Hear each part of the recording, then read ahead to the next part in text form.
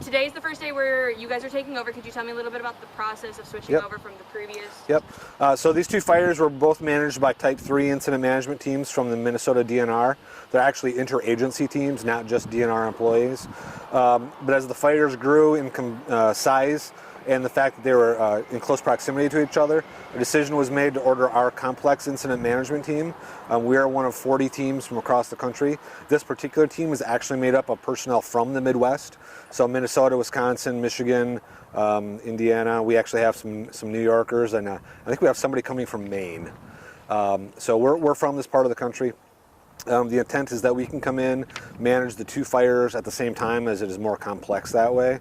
And we have more capacity. We have more people, literally to do the fire operations on the ground, aircraft management, payroll, equipment, ordering supplies, things like that. So we have more capacity to do that.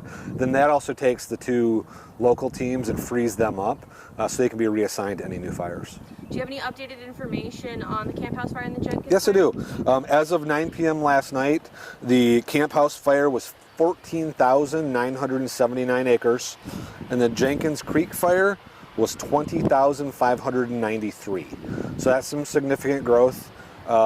These numbers were based off of 9 p.m. last night. I'm sure there's probably been a little bit more growth. We'll be able to capture that throughout the day and have more accurate numbers again tomorrow morning. While you are combining efforts to sort of fight them both and manage them both, have they combined yet, or are they still two separate fires? These are still two separate fires with quite a bit of acreage in between that is not burned together. There was a rumor out there that the two fires had joined. They are not. We are managing them at the same time as what we call a complex, and that is the Brimson complex, named for the community of Brimson, and kind of in between up there. But these are still two distinct separate fires.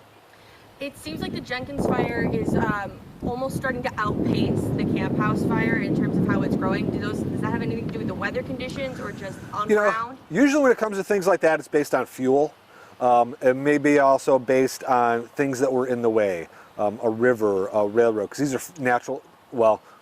rivers, natural fuel breaks, but then other things like roads, railroad tracks, so they're man-made fuel breaks. So a lot of that influences the fire, as well as the wind. And then having the way the wind's been coming, one fire actually influenced the other a little bit. So not because of their proximity, but I think one probably took a little bit more wind off the lake than the other. So weather and fuels, followed by the terrain, are the three things that really dictate how a fire is going to burn and what direction it's going to go in. I know you just got here, but is there like a top concern that you guys, obviously the fires, but is it like crew, like having enough staffing? Is it resources? So we have quite a few resources here. We're still using pretty much all of the local resources. They will get rotated out, and some of them will get released at some point to go back to their home units. And that is thanks to great cooperation with the Minnesota State Fire Marshal's Office. We do have resources coming in from across the country, just like our team did. We have 5 hotshot crews on order, one of which is already here today, with 4 more traveling today.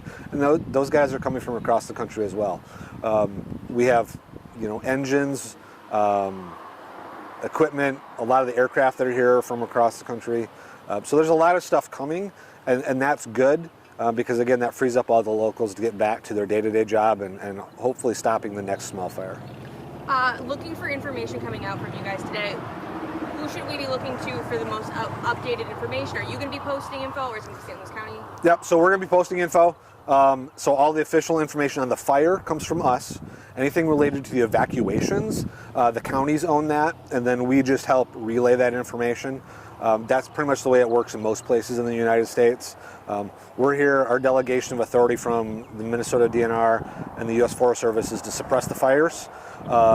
So we work in conjunction with the counties when it comes to, hey, what's the fire doing right now? Do we need to initiate more evacuations? But the actual evacuation information and the status of what homes have burned comes from them.